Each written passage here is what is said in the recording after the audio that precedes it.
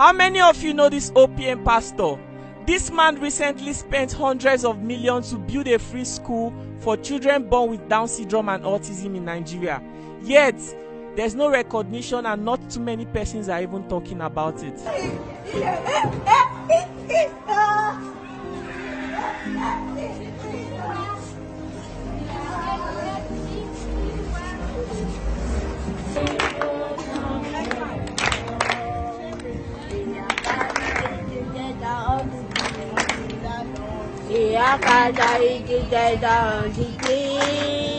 Hi, I am the welfare director of OPM Worldwide. Every day we spend millions to put smiles on the faces of the less privileged, and we are proud of what we do.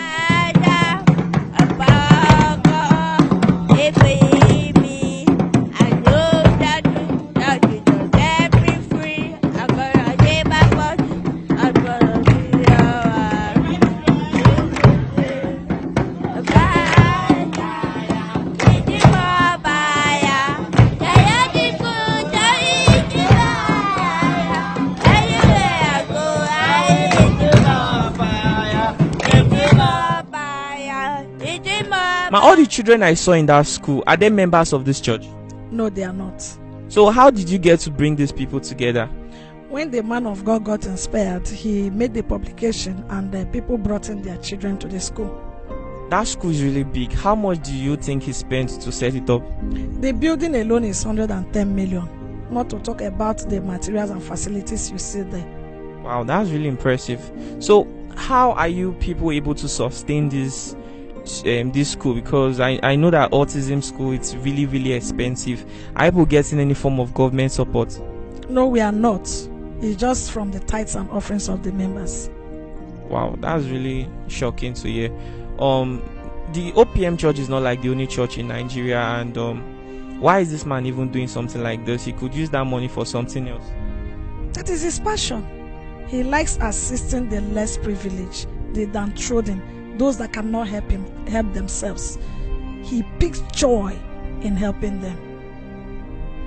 Apart from those schools, are there other schools that he has too? Yes, we have the regular schools. The regular schools are about 21, 19 in Nigeria, and 2 outside the country. Wow.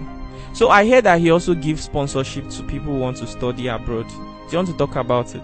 Yes, still on the less privileged. You know, most of the students outside the country are from rich homes. So when he saw that the parents of these less privileged could not afford the money, he decided to give them scholarship. And we have about 2,000 plus outside the country. This OPM pastor, I heard he never got the chance to go to school. He's from a poor home, yes. And that is why he wants to use that opportunity to assist those that cannot afford it.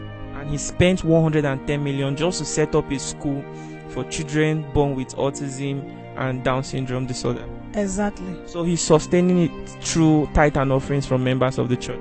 Exactly.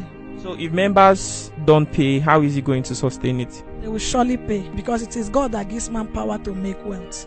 This is a deliverance ministry, and God has been opening doors for people because of his heart, what he is doing for people. So God raises men and women to assist him in this passion. I think this is an insight to say that there are churches actually make money, but not everyone is concerned about the less privileged. Because if you want to check out the churches that are really big in Nigeria, you won't find OPM topping the list. Yet this man is able to carry out such charitable, acts. So as head of welfare department, what do you have anything to tell us? Like, what projects are people currently working on? I heard that people even have like a free hospital. Is it really free? Yes, the hospital is free because of the mortality rate in Nigeria. So he decided, the same passion, he decided to open a free hospital.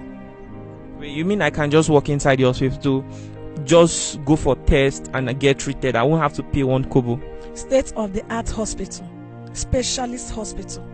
The doctors, the materials, the equipments were even imported. So I'm not going to pay 1 naira? You will not pay a dime. So can I go there right now and get tested? If you go there, they check you, And after that, they must visit your home to know if actually you're a less privileged. Because all what he does is for the less privileged. Okay, so somebody who is doing well cannot walk inside there and benefit from it At all.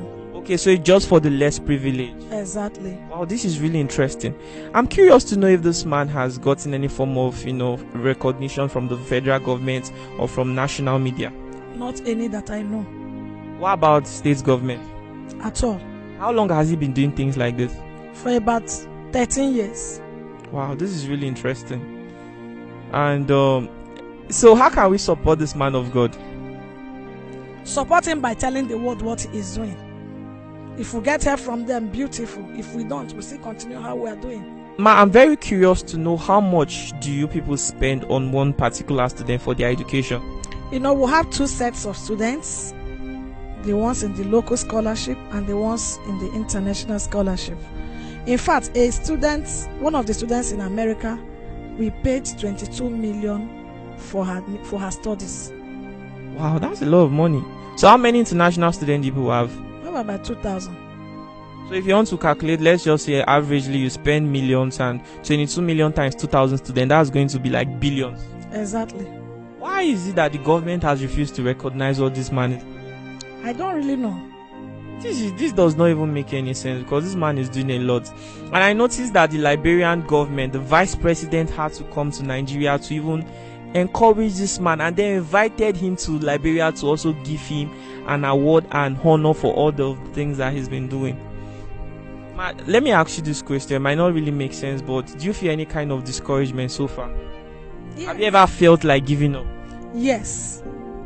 Because you see a man of God of this magnitude doing this kind of job for the less privileged, assisting the less privileged, a lot of them, and government is not assisting him. It pains my heart each time I think about it. Why is nobody talking about this man? Why? This is he's not the only pastor in Nigeria yet. He's the only one choosing to spend his money this way.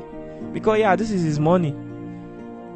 I can even take it down to my office. You see the provisions that the man of God provide for them every time.